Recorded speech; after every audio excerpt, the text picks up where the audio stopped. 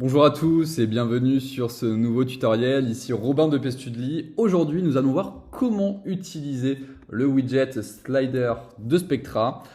Donc, on a déjà vu ensemble comment utiliser le widget formulaire de contact. Maintenant, on passe au widget slider, tout simplement.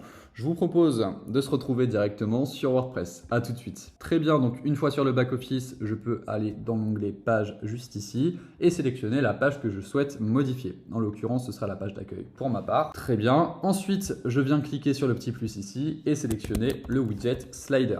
Pour ma part, il a déjà été ajouté. Je viens le glisser et le déposer juste ici sur ma page. Ensuite, à droite, on a les paramètres du slider. Donc, je ne vais pas tout passer en détail. Je vais aller à l'essentiel. Ici, on peut changer la hauteur de notre slider comme ceci. Donc là, je vous laisserai ajuster à votre guise. On peut ajouter des effets de transition, slide, fade ou flip. Ensuite, on peut également changer la vitesse de transition. Par défaut, on est sur 800 millisecondes. Si on va sur navigation, ici, on peut activer ou désactiver ce qu'on appelle les dots, c'est-à-dire les petits points qui sont présents juste ici, et activer ou désactiver les flèches sur le côté. Ensuite, on va dans le deuxième conteneur de notre slider, ici, et on peut ajouter une couleur, un dégradé ou alors une image d'arrière-plan. Donc là, je viens cliquer sur Image, Change Image, juste ici, et je viens sélectionner l'image que je souhaite ajouter. Parfait. Ensuite, on voit que pour le contenu, en fait, pour le moment, le texte est en gris. Donc, je viens cliquer sur le dernier élément de mon slider et je vais dans l'onglet Style, juste ici, Title, et je viens changer la couleur de mon titre. Même principe pour la description, couleur, je viens la mettre en blanc comme ceci. Call to action, donc le bouton qui est juste ici, je peux venir changer la couleur du texte, par exemple en bleu, changer la couleur d'arrière-plan en blanc, parfait. Ensuite, si je veux ajouter du contenu texte à mon slider, je double-clique par exemple sur le titre. Donc là, je vais récupérer le contenu par exemple sur la page EP Studly. Donc évidemment, vous mettrez du contenu spécifique à votre projet. Ensuite, je viens tout simplement coller mon contenu ou alors l'éditeur de texte fonctionne très bien. Ensuite, même principe pour la description. Je viens sélectionner mon contenu texte, très bien, et l'ajouter comme ceci. Parfait.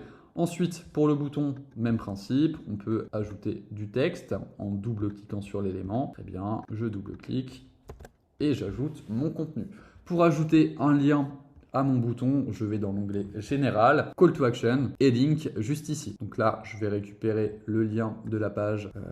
Tout simplement, je vais prendre par exemple la page Service, comme ceci. Et je viens copier l'URL et le coller juste ici. Parfait. Donc là, on vient d'ajouter les différents contenus à notre slider. On peut aller prévisualiser les résultats comme ceci. Donc là, ici, on voit bien qu'on a notre slider. Pour le coup, on n'en a qu'un seul. Pour en ajouter un deuxième, c'est pas compliqué. On vient cliquer sur la petite flèche ici. Et même principe que pour le précédent, on peut ajouter une image. Parfait. Change image. Comme ceci. Donc celle-ci n'est pas forcément adaptée. Je vais prendre celle-ci. Sélectionner. Parfait. On peut venir ajouter du texte. Donc là, par exemple, je peux mettre titre 2. Même principe que pour la première slide. On peut venir changer la couleur du titre, comme ceci. Parfait. En blanc, en noir, en rouge. On peut choisir la couleur que l'on souhaite. Très bien.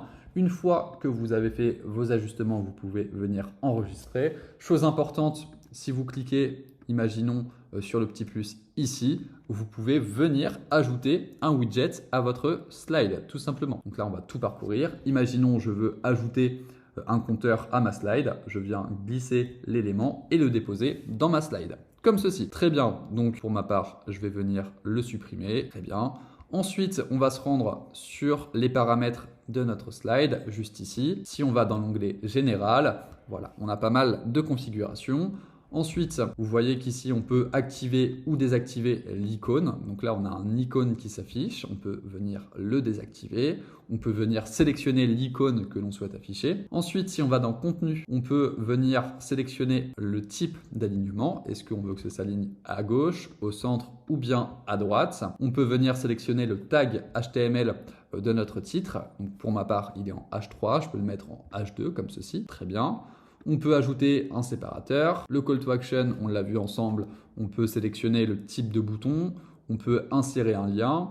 Ensuite, dans Presets, donc là pour le coup, ça sera plus pour le design, vous voyez, comme ceci, comme ceci, comme ceci. Je vous laisserai ajuster en fonction de ce que vous voulez. Donc là, pour ma part, je peux laisser comme ça ou par défaut.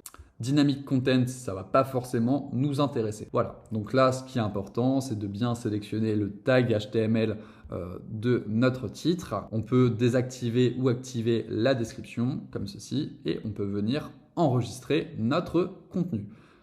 Donc, on vient d'ajouter notre slide. On peut en ajouter autant que l'on souhaite, comme ceci. Simplement, vous cliquez sur les petites flèches ici pour ajouter tout simplement le contenu. Merci d'avoir regardé la vidéo et je vous souhaite une bonne journée. Au revoir.